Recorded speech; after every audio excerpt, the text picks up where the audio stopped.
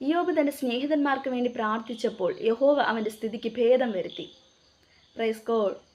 ഇയ്യോബിൻ്റെ എല്ലാ ജീവിതാനുഭവങ്ങളും പ്രിയരെ നമുക്കെല്ലാവർക്കും അറിയാവുന്ന കാര്യങ്ങളാണ്.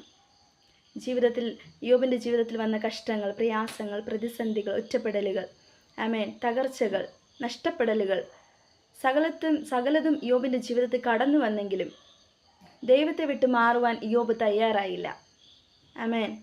എന്നാൽ 42-ാം അധ്യായം താഴോട്ട് വായിക്കുമ്പോൾ കാണുവാനായിട്ട് സാധിക്കുന്നത്, ഇയ്യോബ് യഹോവയോട് അനുതപിക്കുകയും ചിലതിനെ ഇയ്യോബിൻ്റെ അടുക്കിലേക്ക് ദൈവം അയക്കുകയും ഇയ്യോബിനെ ആമേൻ ചില ഉത്തരവാദിത്തങ്ങൾ ദൈവം ഏൽപ്പിക്കുകയും ചെയ്യുന്ന ഒരു അനുഭവത്തെ ഇവിടെ കാണുവാനായിട്ട് സാധിക്കുന്നു. എന്നാൽ ആ ഉത്തരവാദിത്തങ്ങൾ ദൈവം പറഞ്ഞ വാക്കുകൾ കേട്ട് അനുസരിക്കുകയും ആ ഉത്തരവാദിത്തങ്ങൾ ഏറ്റെടുക്കുകയും ആമേൻ ചിലതിനെ ഇയ്യോബിൻ്റെ ജീവിതത്തിലേക്ക് അയച്ചപ്പോൾ ആമേൻ അവർക്ക് വേണ്ടി ആമേൻ ചെയ്ത ചില കാര്യങ്ങൾ യഹോവയ്ക്ക് പ്രസാദമായതുകൊണ്ട് അവൻ്റെ സ്ഥിതിഗതികൾക്ക് മാറ്റം ഉണ്ടാകുവാനായിട്ടിടയായി തീർന്നു. Praise God.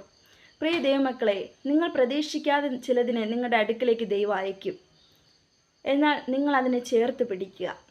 നിങ്ങൾക്ക് ദൈവം തന്നിരിക്കുന്ന ആമേൻ താലന്തുകൾ അത് തക്ക സമയത്ത് നിങ്ങൾ ഉപയോഗിക്കുക. ചില തകർന്നതിനെ, ഉടഞ്ഞതിനെ, തള്ളിക്കളഞ്ഞതിനെ, ഒറ്റപ്പെട്ടതിനെ നിങ്ങളുടെ അടുക്കിലേക്ക് ദൈവം അയച്ചെന്ന് വരാം. എന്നാൽ നിങ്ങൾ അതിനെ തള്ളിക്കളയരുത്, നിങ്ങളതിനെ ഒറ്റപ്പെടുത്തരുത്, നിങ്ങളതിനെ നിന്ദിക്കരുത്. ആമേൻ. നിങ്ങളതിനെ മാറോട് ചേർത്തണച്ച് നിങ്ങൾക്ക് ദൈവം തന്നിരിക്കുന്ന ഉത്തരവാദിത്തങ്ങൾ അവിടെ ചെയ്യുക. നിങ്ങൾ അവർക്ക് വേണ്ടി ആത്മാർത്ഥമായി പ്രാർത്ഥിക്കുക. എന്നാൽ നിന്റെ സ്ഥിതിഗതികൾക്കും ദൈവം മാറ്റം നൽകും.